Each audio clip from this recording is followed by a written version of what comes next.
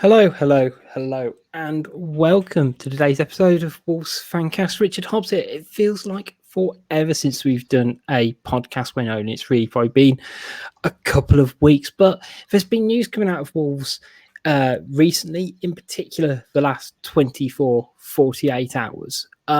So joining me today to break down some of the recent signings, some of the hopefully imminent signings, season ticket announcements, and also release of some of the training gear, I'm joined by the chalk and cheese, the rubber and glue, the polar opposites of the Fancast world, Stu and Dan. Boys, how are you both? Which one's which? Yeah, that's a heated debate for another time, I think. Yeah, it's like who's top and who's bottom? Is it, are we going there? I think that's the one that gets cut out. You can pick your bunks later for all I care. But shall we start talking about Wolves? Because, guys, Wolves have been doing business. We all thought Jeff Shee was sleeping, but he ain't. So, I guess it was a couple of weeks ago now, to be fair. So, sorry we're a bit slowly up to date. But first signing Wolves have made under Bruno Lage regime is your son, Mosquera. As Dan told me rightly before the show when I was like, how do you pronounce it? He went, it's mascara, but slightly different. So, give you a quick breakdown. Guys, for any of you who are a bit unfamiliar, he's a 20-year-old Colombian centre-half who we've signed for around £4.5 million from Atletico Nacional. I think it's a really interesting signing. Sorry, I'm getting bounced back. I don't know why. Dan, sorry. What, my camera? Now we can hear voices. Can't hear anything on mine, hold on. Just live technicals. Things happen. Oh, hold on. Sorry, guys. This is what happens when you're a bit ring rusty. It seems to have fixed itself now. Yeah. Is that okay? Yeah, that's better, it's isn't gone now. Sorry. Perfect. Was that webcam switch? Yeah. No bother. It's only No, 30 stop. seconds. You have to edit it though, wouldn't you? If you stop it, Shall I just go from the beginning? you have to start again with a video.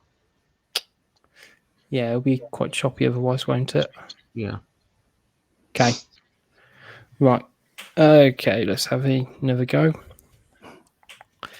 Hello, and welcome to today's episode of Wolves Fancast. Rich Hobbs here, and joining me on today's show to talk about the latest signings in Mosquera and Trincao, the imminent signings, hopefully, of Ait-Nouri, the latest on season tickets, as well as the training gear that got dropped today. I am joined by chalk and cheese, little and large, rubber and glue. Stu and Dan, how are you both? I'll accept. Also, little and large is fair. That one's more than fair. The rest, Heavily debatable. You both love it. But guys, it feels like forever since we've done a podcast, particularly about Wolves with all the international break going on. So I am really keen just to get right in it today, talk about some of the latest stuff coming out of Wolves. Firstly, I want to just cover, it was a couple of weeks ago now, but the signing of Yerson Mosquera, 20-year-old centre-half out of Colombia. Seems like a bit of an investment for the future, being that he's, relatively young. But start with your son. I'm going to go to your dad. Stu, what were your thoughts on the signing? Different. Not a Mendes signing, which is always a shock to the system these days. But yeah, it's nice to see him change attack a bit and doing something a little bit out there. I mean, now obviously the good part of Brexit that we can actually look far and wide now, and there's no real rules that can stop. I mean, this wouldn't have happened beforehand. So if he's one of the 3,000 players on that mythical list that was mentioned a couple of years ago, then superb. But anyone about South American football has raved about the kid. So mean, obviously, none of us have seen him. Even the lawyers on Twitter can't say that they watch this kind of thing in the middle of the night because no one does. So it's rare that you get a complete unknown like this. It's quite exciting. Yeah.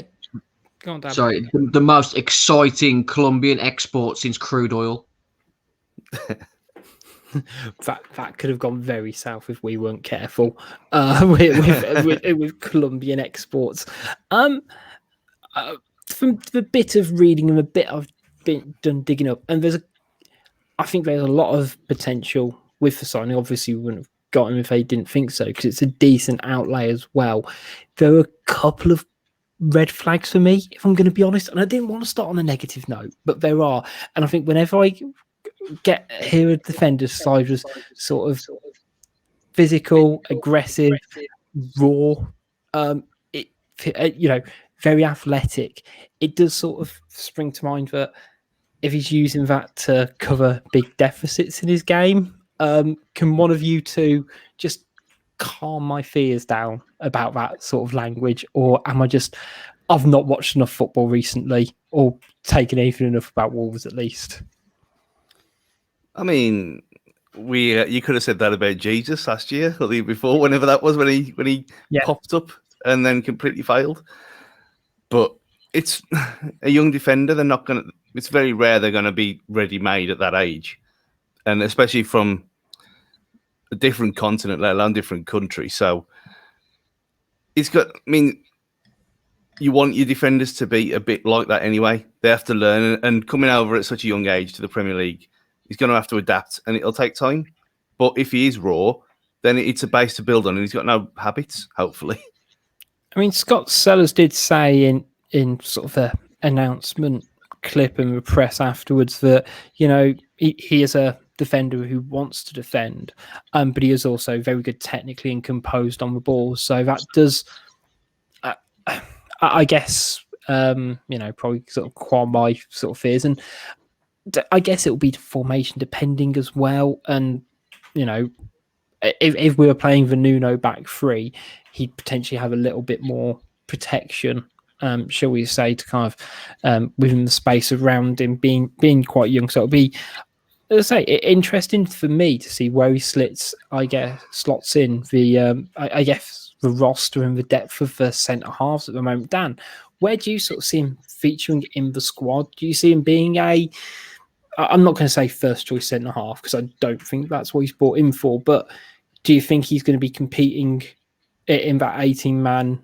match day squad, or do you think he's going to be shipped off to Switzerland in the next 3 weeks? No, I don't think it's that sort of sign. I think if you look at his sort of physical attributes, he's good to go to make Premier League appearances this season. It all just depends on what you said there in regards to what formation we play and how quickly he adapts to the actual physicality. He's built like a brick shithouse, so hopefully he can fit straight in, learn off Willy Bolly and the other centre backs that are around him. There was a red flag about he's got good recovery pace, which I understand where you were coming from, but hopefully it can be our equivalent to what Wesley Fofana has been for Leicester, young, raw, but as soon as he had his chance, he's took it, hasn't he? Yeah, 1,000%. I've alluded to at the start. I'd be interested to sort of see how much he, let's say, pushes someone like Kilman, who is a few years older than him, but is that very much reserve centre half. Hopefully he pushes him out the door. I was going to say, each drone on that, we could have a debate on Kilman, but we'll save it for another day, gents. Because the person I really want to talk about today is Francisco Trincao. It was rumoured a couple of weeks ago that we'd been sort of linked to him. And Wolves have managed to nab him on a loan with a view to a permanent a bit out of nowhere. Announced on a Sunday afternoon or Sunday morning even, just a bit out of nowhere. And I think it's hopefully a real signal of the club going back to their tried and tested method under Fosun from recruitment of signing players who, aren't quite at the position they want to be at their current club, giving them a platform to shine and almost having a try before you buy and signing them then on a permanent to hopefully, well, for their point of view, to move on for, twice as much money in a year's time. And, we could talk about, we'll probably end up talking about Barcelona's financial situation, which is why this has happened. But guys, I was trying to think of the right way to say this. It's a bloody good signing, isn't it? Hopefully. Dan, how are you feeling about it? I said earlier on our Twitter page, Rich, that we haven't give this the fanfare that it needs. We should have been outside of Compton for his arrival. I know he wasn't there on arrival day today, but when he steps foot in Wolverhampton, there needs to be some people at Compton to welcome him to our glorious city, because it's a signing of one of the highest calibers that we can be as a club at the moment. For me, he's been compared to sort of a future Ballon d'Or winner by Portuguese legend Paulo Futre today, and I'm all for it. That's the kind of expectation levels you love to see set around a young player, isn't it, Stu? Are you disappointed Stu is not more of a James Henry? Yeah, I mean, he's got time to get the James Henry hair, let's be honest. But it's more of a Trincao than Trincao. Let's get it right. Apologies, everybody. But no, incredible signing. I think being the connoisseurs of European football that me and Gully are, I've seen him a few times for Barcelona. Yeah, admittedly it was against like Cadiz and stuff like that, but it's just Neto again. And to have two of them is going to be ridiculous. Yeah. And I mean, I think the fact that, yes, he's Portuguese as our half our team, but the fact that he was at Braga with Lage, I think is a big plus for us. I've seen a few people be slightly negative about his stats at Barcelona in terms of his goals and assists output, but I think that if you actually look, a lot of his appearances last season were from the bench. Am I right in thinking? Yeah, you just look at the players that we had in front of him. Just forget Messi. You've got Griezmann, Dembele. He was going to struggle to break into that side straight away, wasn't he? So don't judge him on his appearances. I've always been of the mindset this has been another tactical movement of Mendes chess, where he was sold to Barcelona from Benfica on the hope that he was to succeed, and if he wasn't to succeed, he could go to Wolves after a year. And this is why we've paid over the odds for Semedo, and now we've got Trincao on the cheap for this summer. It's just all part of the Mendes house of cards that we live in. I mean, that's potentially. I mean, I was kind of viewed it, and I think it's been good in sort of other shows that when Mendes signs up a player, and I think Trincao might be a really good case in point for this one, that, he very much lays out a vision for their career. And it's almost like you go from here to here to here. If you keep performing at the level you do, I will get you that move from Benfica to, a pit stop of, let's say, Wolves, and then you'll move on to the next club. And, he's gone to Barcelona. Let's be honest, it's a dream move for 99% of footballers. It's like one of those where if Barca come, apart from for Dan, if Barca come knocking, you go in. And because of Barcelona's bonkers financial situation, and the fact that Messi is holding the club to ransom at the moment, for how much it plays off. Do you see him being a game one starter, or do you still see him again? Depth chart wise, is he behind, let's say, Traore still, or do we see him being number one star boy next year for us? I think you got to consider Traore not returning first of all. So, well, yeah, I was going to say my other question was going to be: is he an addition or a replacement? So yeah, take either. I mean, from what I saw of him, he's more of a kind of wide midfielder rather than a winger anyway. So it's more of a kind of like they were playing when they were playing inverted towards the end of the last season, where they were cutting in on their other foot. If he's playing like that on the right hand side and cutting in, and you got Neto doing eventually when he comes back doing the same on the left wing, cutting in onto his right, then they can switch around. There's no real place for Adama anyway, so I'd imagine that he will be first choice from day one. Otherwise, Dan, you ain't gonna get a player like that coming here on loan to put him on the bench. Yeah, I mean, if it's to be reported, which, you know, hell, why not? I think, are we paying all of his wages, which again are reported to be about 140 grand a week, which is eye-watering for Wolves. He must be basically our top earner at this point. Dan, you sort of alluded to it at the start, you know, how there's been a lot of hype the last 24 hours around him, but almost not enough. Do you see this as, I guess, the next Jimenez or next Costa in terms of like the impact that those signings then made on loan to then sign as a permanent? Do we sort of see it being at that level, do we think? I think it's inevitable with the talent that this player has, that we'll make money on him come 2-3 years time, because I think this is another, like you said, Mendes move where he's got a career plan for all of his clients, and it either goes down route A or B. And I think unfortunately for the lad, he's ended up at route B at Wolves, but this is like his stepping stone back to the top. You got to look at Diogo Jota, the career path that Mendes has set for him, and how much money is made on the back of Wolves and Jota going to Liverpool. So we're just living Jorge Mendes' world again, and this is just another one of his moves, which I said I was hoping for in sort of January time, that Mendes would sort us out this summer after sort of rifling through our pants and taking Jota and Doherty away from us last summer. No, you're right. It feels like we're somewhat owed one. Would you say, Stu? Yeah. Or Yeah, I mean, let's just get it right. There's no, without him, this type of deal would never in a million years happen. No. So before people get all judgmental and the usual Portugal FC nonsense comes out on, I mean, not obviously not from Wolves fans, but from everyone else, it's just jealousy because he's not their toy. Their clubs are not his toy, and ours is. And it's brilliant because we get 3 years out of Trincao here. Never in a million years would he come in, say, to the equivalent, say, to Palace. Even with Vieira, there's no way they'd pull something like that off without an agent behind them. And we've got him behind Wolves, so use him when you can. You're still looking at Wolverhampton as a city where players from the continent don't want to be living in the Midlands. Well, no one knows what it is. Exactly. It's sort of similar to Newcastle.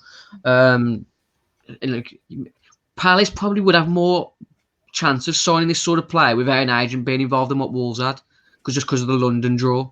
Yeah, I completely agree with that. And what I was going to say, look, this isn't our time to defend Jorge Mendes and his agency, but I would argue that our relationship with Mendes is slightly more legitimate than other clubs because, well, Fosun have a stake in the business. And I've always seen it very much as Fosun Group own a football club. They also have part ownership of a company that essentially, you know, a football agency. Why would you not connect the two businesses?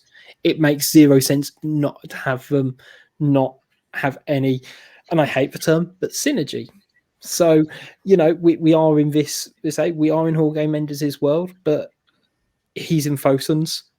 And that's how I've always looked at it, that Mendes is pulling the strings, but hopefully Fosun are above his. Via Chairman Guo, let's just be completely clear. There's no actual link. It's next to each other.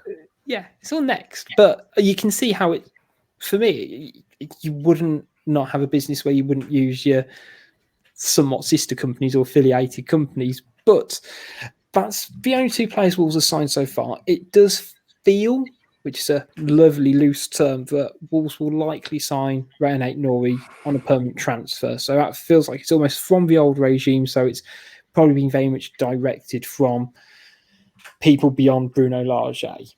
But it feels like Jeff Shee, along with some of his wheeler dealings for Mosquera and Trincao, seems to be playing a little bit of a risky gamble in terms of the proposed fees around Ait-Nouri and Vitinha that we've just let the clock run down on it. So I think it was about 18 million each for Ait-Nouri and for Vitinha.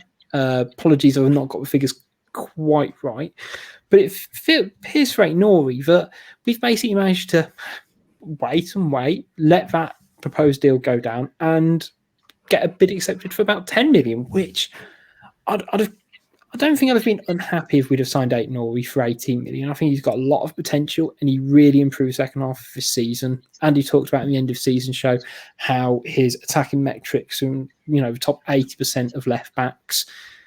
But to get someone of his quality for 10 million, I'm having a bit of that, boys.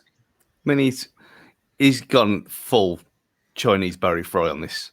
There's no doubt whatsoever. I mean, even the kind of cheeky little 50% sell-on clause, which he's not going to be sold off, is he? We'll buy that out in a year or so's time if we need to. If he's looking like a superstar, For and 8 then million. Yeah, for that 8 million. Yeah. Then we've spent, like with the when we got Ruby for free, and then actually paid a fee for him later. It's just really, really clever investment, as you'd expect from Fowson. But yeah, I think you can comfortably say he's £10 million better than Ron Giles at this point. I'd probably argue he's at least 9 million, maybe 8 million. But yeah, I completely get your point. Dan, would you be happy with Ait-Nouri for 10 million? I would have rode my bike to Paris to pick him up for 10 million. I think we've got an absolute steal. I've said numerous times on the podcast that he's a future French left back for the full national side, unless he decides to change allegiances, which I know there's been rumours of in the last sort of couple of months, but he is good enough to go all the way to the top for me. The fact that we've got that money, we've signed that player for that fee is, like Stu said, it's shady as fuck. Because I don't know how another Premier League club, after seeing some of the performances that he's putting, hasn't tried to gazump us. Yeah, for such a, in this day and age, moderate fee. And again, it's all reported, and you'll notice with Fancast, we don't like to do lots of speculative transfer rumours if we can help it, because we tend to get it wrong most of the time. But it looks like Vinagre. Sorry, let me quickly just jump onto that. Oh God. Let's just talk about the one of the main Wolves sports journalists out there who wasn't even sort of reporting on Trincao being an imminent signing. So if Wolves' main journalist isn't on top of in the know like that, how are podcasts like us and other ones out there supposed to be on top of it? All these like speculative transfer rumours you see online with Source, Football Insider, Source, HITC, all these football opinion-based transfer rumours. You may as well just drop me a DM and I'll tell you whether it's true or not, because 99% of the time these football pieces that you find online are bullshit. Fowson, keep everything close to the chest. Just until you see a Wolves player with the shirt unveiled or something from the official Wolves Twitter outlet, you may as well discard any transfer rumour you see on Twitter, because it's 99% bollocks. Sorry. That's okay, because I'm trying really hard not to jump on a rant there, which I won't, because we have got a tight running order today, guys, and I've completely forgot what my next point was going to be. I remember now. Vinagre looks like he's out the door. Again, reportedly, I think it's Sport in Lisbon. So, again, it'll be going back to Portugal, which is a real shame that his development's curbed. But we're talking about him going for 10 million. So it's like, you know what? If we're swapping, I liked Vinagre, I did, but on watching Ait-Nouri and watching Vinagre, I think they've both got really high ceilings, but I feel like Ait-Nouri is just a bit more accomplished at this point, and they're basically the same age. So, and I think, would we all be sort of in agreement, Ait-Nouri over Vinagre? Oh yeah, I think definitely, but I still don't think you can write off Vinagre as a future star at European level. I think he still needs to do a lot of learning defensive wise, but he's definitely got attributes. If he was like similar to Cristiano Ronaldo early in his Man United career with all the step overs, once he got rid of that and properly knuckled down, he turned into a superstar. And I'm not saying Vinagre's going to turn up that sort of level, but he could easily go on to be Portuguese main left back in the future. And that's why Sporting Lisbon, current champions of the league, have come in for him now. Yeah, I said with him, it's almost like the Sam Vokes effect in a way for him. It was unfortunate that I think if we hadn't got promoted straight away and he'd had another year in the Championship, I think they would have probably done him a world of good to stop all that nonsense and literally kick it out of him and learn how to play properly rather than trying to be a fancy Dan all the time. And I think it just hasn't happened for him here. And I think it just works for all parties. You've got to take into account, Stu, as how good we've had it with Johnny as well. Yeah. So every time Vinagre has had a chance, it's been sporadically. So when he comes in and makes a mistake, it's through not being game sharp, isn't it? That's what I mean. When he had his chance, we then had Barry Douglas there, and then when he was sold, we brought Johnny in, and he just flew from the start. So it's again a case of right player, wrong time for everyone concerned, I think. No, and I think you're right that he's never quite done enough to seize the opportunity when he had one. You know, I remember in the Championship, he shone a bit, but he never really asked enough difficult questions to over Douglas. And don't get me wrong, Douglas was great that season, but whenever Johnny wasn't playing, and he had spells out injured in that first season, let alone after, around his knees, he had a couple of injuries and he never quite shone. And, I guess it's, we're going to drag it back to Jorge Mendes, as 99% of Wolves stuff is. But I guess that's the problem sometimes when Mendes almost wheels and deals two players almost in the same position. And it's hard to match that development across multiple players in the same position. But I think if Wolves can get Ait-Nouri, I think it's a really solid bit of business. And we've talked about the things Dan said about Vinagre and game time. Ait-Nouri got that second half of the season with Marcel out injured as well, who will be interesting to see how he fits in next season, if at all. But yeah, I'm really positive about Ait-Nouri if and when it's confirmed. Fingers crossed it is. That's the transfer catch-up, guys. After the break, we are going to be talking season tickets and also a bit about training gear as well, because who doesn't like a little bit of gear? Not like that, guys. Come on. Yeah. Fab. We'll be back right after this short break.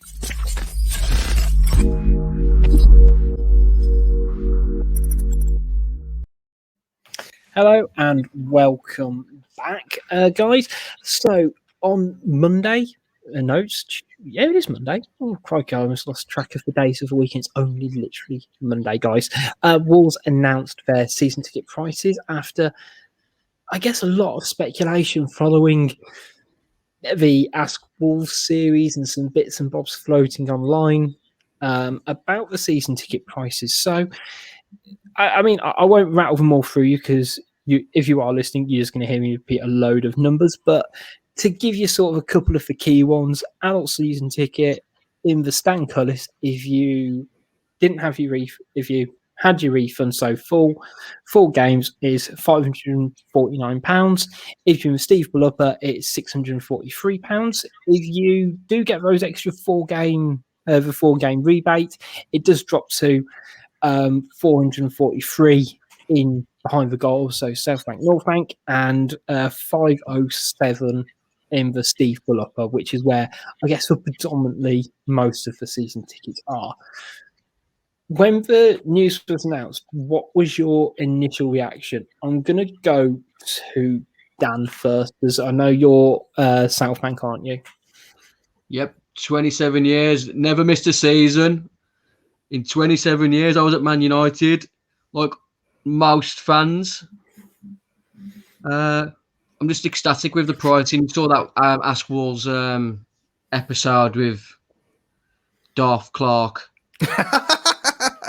And the way it was perceived that we were going to be talking £700, £800 season tickets, and for me to have a season ticket with the rebate, which comes to £433.42, which averages to £22.81 a game.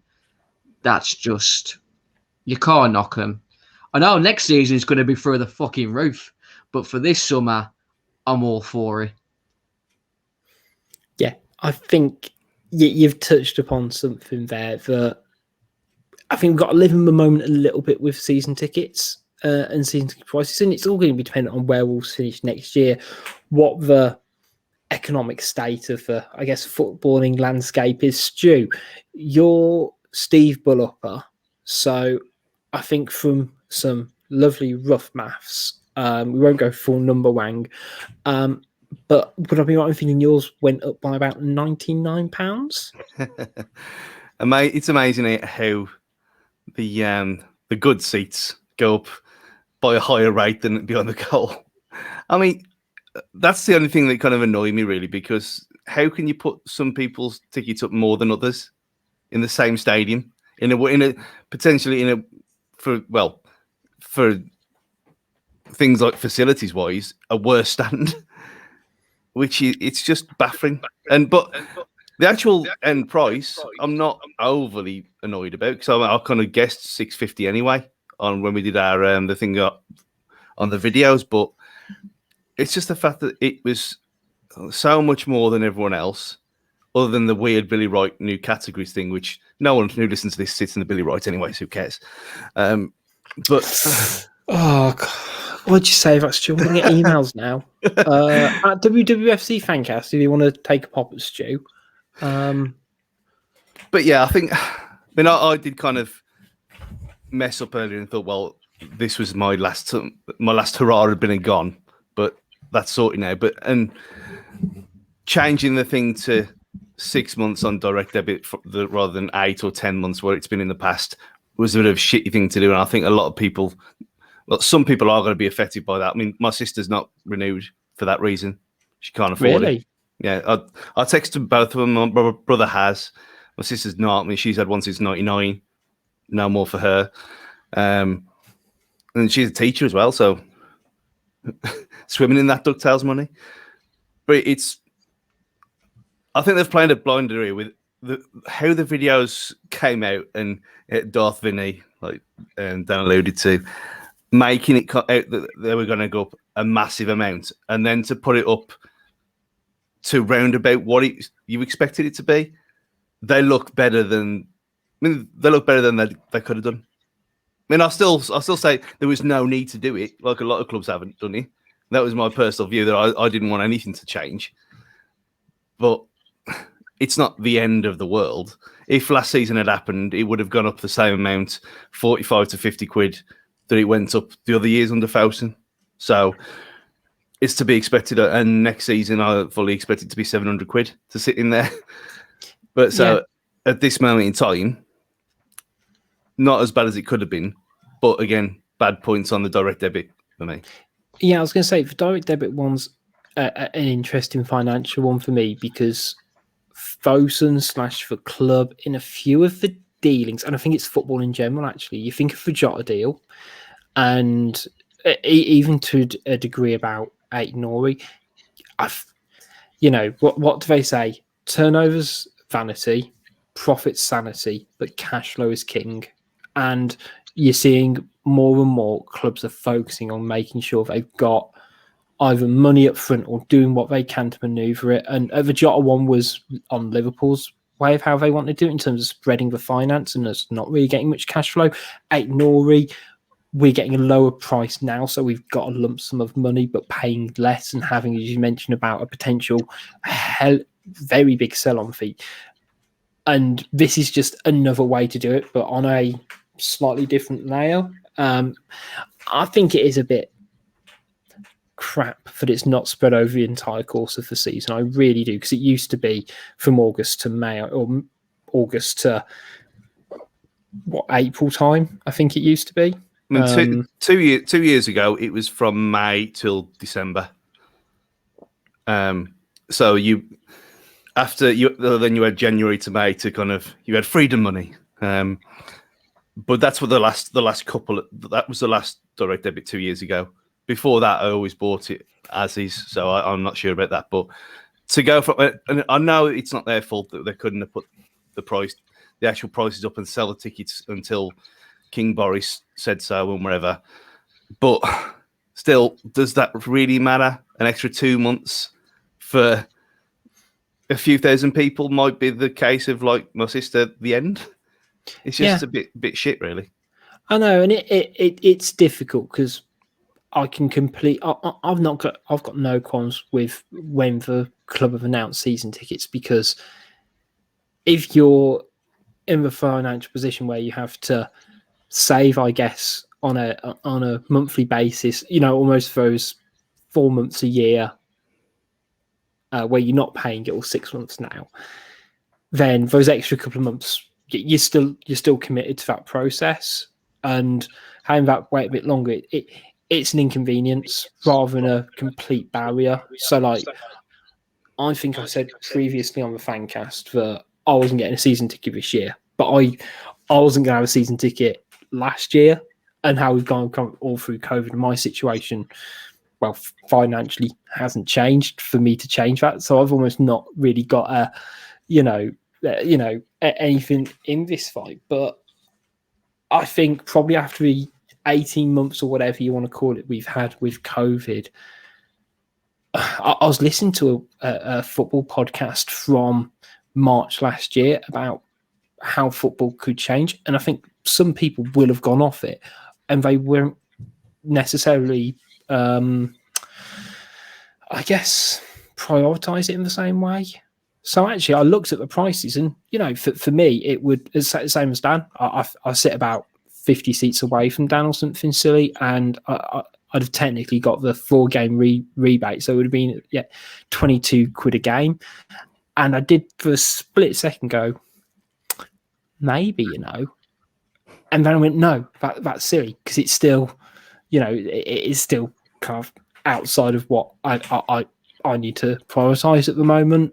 And as I think COVID's probably done that for a lot of people, because I think for in the South Bank, it's only gone up like £35 from a year ago. Have I made that up completely? It's not far off. No, I think it's not. £50, yeah.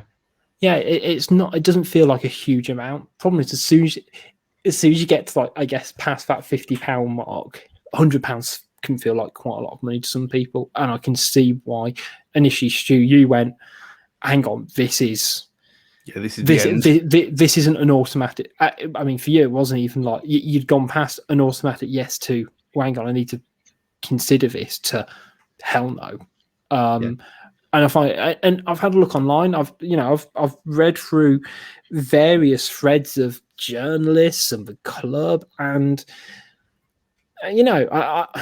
it's so difficult for the club, because I think even if they'd have frozen the prices, people would have complained, wouldn't they? Let's be honest. Well, I think they would have done, because a couple of clubs have lowered theirs, and there's always a comparison, despite each club being completely different to each other. And you only have to look down the road at the Loserville and then Villa. Both of them are cheaper than Wolves. So for Albion, you expect that, because but Villa have got a bigger stadium, so they can be cheaper. And we kind of stuck in a tiny stadium with one stand that was built in 1979 that's not really fit for purpose anymore.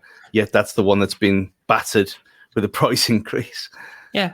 But and I'm probably going to steal Dan's point here, so I can let you expand on it. But yesterday, we signed a lad, and let's be honest, it is a lad, on 140 grand a week. We can't necessarily. I don't know the clubs who haven't. Maybe Leicester, because they're really fan pushed, and I bet it'll be like Burnley haven't increased their prices because they're Burnley. But if we're going to make moves in the league, then there does need to be a level of real world in terms of where that's going to come from, unfortunately, and it does hit fans. You did some really strong common sense talk in regards to financial life a few minutes ago, Rich, in regards to cash flow. And it's the same with what you said, Stu, to a degree. You would have preferred to pay over 8 months, he says 6 months, because for that given month, you've got a bit more disposable income instead of over 8. Instead of, yeah, you know what I mean? I mean, Yeah. it's a 33% decrease in what you've got to be paying. This has got very numbers heavy, guys, and I feel like we're about to either really alienate our audience or really pull them in closer. Well, let's alienate them with financial common sense. The situation is with Wolves, and a lot of people don't grasp this because it's not their money; it's Fosun's money, and they're a business. Fans saying what is £2 to £3 million revenue by charging extra amount of season ticket. 2,000 haven't become a £1 billion valued company by giving £2 to £3 million away every year. Yeah, I know it's not nice to know. I know it's not nice to hear, and everyone thinks they deserve more money, and we're all underpaid and overworked at work, but we're not a football-owned club like Leicester's is. Their owner bought into Leicester, made good money off Leicester, and now they're giving the fans a little bit back, but they're still making profit year on year. Boss spending decent amounts of money. Recently, Fosun have made 2 big losses 2 seasons in a row, and that's why we're having to pay these little bit of increases every year to be able to afford players who are on 140 grand a week. I think it was genius announcing his signing yesterday, because automatically it's just basic marketing PR. No one ever announces a signing on a Sunday, especially when there's a Grand Prix on. And yeah, there'd been the whole thing. Was it the day before? Was it the Friday or the Saturday that it was announced about the "You're Coming Home" thing? And it's to be announced Monday. So you had all the kind of the speculation, what's it going to be? And the whole, I think Molyneux Mix was in meltdown straight away. And from what we've been led to believe. And then they announced Trincao, and you think, okay, you kind of readjust now. They're not pissing about. They're not scrimping. They're doing things properly. And this is ambitious. And then for the tickets prices to come out today and not be horrendous was perfect. Well, I tweeted and weirdly got some guy who doesn't follow me call me out on what was sort of a half joke. I think I tweeted last night saying my prediction is today we were going to sign Ait-Nouri. He was going to show off the new shirt, have it on, and then an hour later it'll be really quick, season ticket announcement, and very, I guess, politics tactic of trying to hide the bad news, so to speak. But I guess speaking of new kits and my potential envisionment of Wolves trying to bury the season tickets somewhat, and to a degree they have, but Wolves have dropped for new training tops. So it's been our first, I guess, proper look into what Castore have to offer Wolves. We haven't got the new kits just yet. I'm assuming it's probably going to be later this week or next week at the current rate.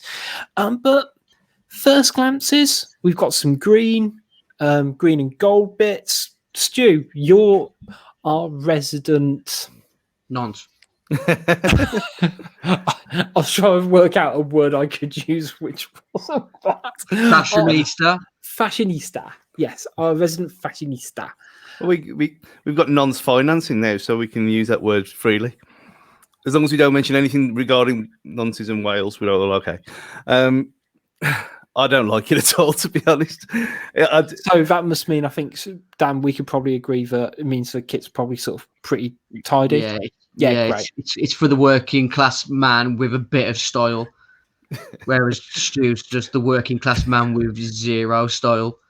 I mean, it's. I mean, I did say when we first saw it, and everyone was all getting all overexcited, and it could be one of them because it's teal and it's weird, and seeing it in person might change my mind. And it does look. It looks all right in some pictures. In others, it looks kind of awful. But the actual design, not bad. But the color. It's never really worked. Teal and gold. It's just It's I'm with you we here, to be isn't honest. I like the design of it, but I'm not really sure on the colour scheme. And like this is going to sound a bit dweeby, but these players are going to be training in this kit like 5-6 days a week, either side of a match day. Shouldn't they really be in the same sort of similar kit to what they're going to be playing on a match day? So they've sort of got a continuous periphery of where their own players should be. Am I stupid in thinking that? no one has the same colour training kit. I know, but why not? I don't actually know. Why don't sportsmen train in the replica tops? Is that what we're saying? Yeah, because it just becomes a more regimented thing of, if I see this sort of colour in my periphery, that's where I'm passing to, instead of looking for a fucking green goblin now. See, I do get from the kit. I mean, because there's been two, hasn't there? There's been, I guess, a black with a bit of it's almost sky blue, turquoise on the tops. But you've also got the one which gives that sort of very big South African rugby kit vibes as well, which I actually do quite like. I'm not going to lie. I'm happy with that because it reminds me of the goalkeeping tops of yore, by which I mean the 90s. Yeah. It's. I think the one with the blue bits on though, it's black with sky blue kind of shoulder pads, but then it's got gold under the arm as well. It just looks like you've just thrown colour all over the place, and obviously that's never a bad thing. But in this case, paid for this. Yeah, this is custom. This is our unique look. I understand nowadays with football boots that kids want like over the top of luminous colours and different designs. But for just training gear, which the adults will want to wear predominantly. The kids want the strips, the adults want the training gear predominantly in my eyes. So why would you go? Well, yeah. That says it all with you, Stu, to be honest. Yeah, I think I was going to say that almost feels like a good point to leave on. Apart from it seems sort of expensive. But I think we've literally just talked about football finances very badly, and we're going to have the same conversation over and over again because I think this is always a really nice point to wrap up the second half of the show, but people always buy it. Yeah. I think I won't buy it. I might get the shorts. The shorts are all right, though, to be fair. Yeah. The grey shorts with £28 though, a pair of shorts. But at least the badge is embroidered this year, rather than the Adidas nonsense that just looked like it was just sellotaped on. No, I can completely get on board with that. And that wraps up the show really nicely for today, gents. Hopefully we'll be back sooner rather than later, guys, to discuss any transfers coming in, transfers going out. Might even do a full kit special, but I don't quite know how we'll do that in a audio world, but we'll do our best to describe it to you wonderful people. Big thanks to everyone who has listened and even watched today's show. As always, make sure you keep up with all our social media at we're at Wolves Fancast. Oh, I've slipped into my odd ways there, guys. At Wolves Fancast on Facebook, Instagram, and Twitter. We are part of the 90 Min Football Network family. So make sure you check out any of their stuff as well. And also big shout out to the sports shop over in Kings Winsford as well. I guess as I say, that wraps up for today. Big thank you to Stu and Dan for joining me today. And we will be back hopefully very soon. Have a good one, guys.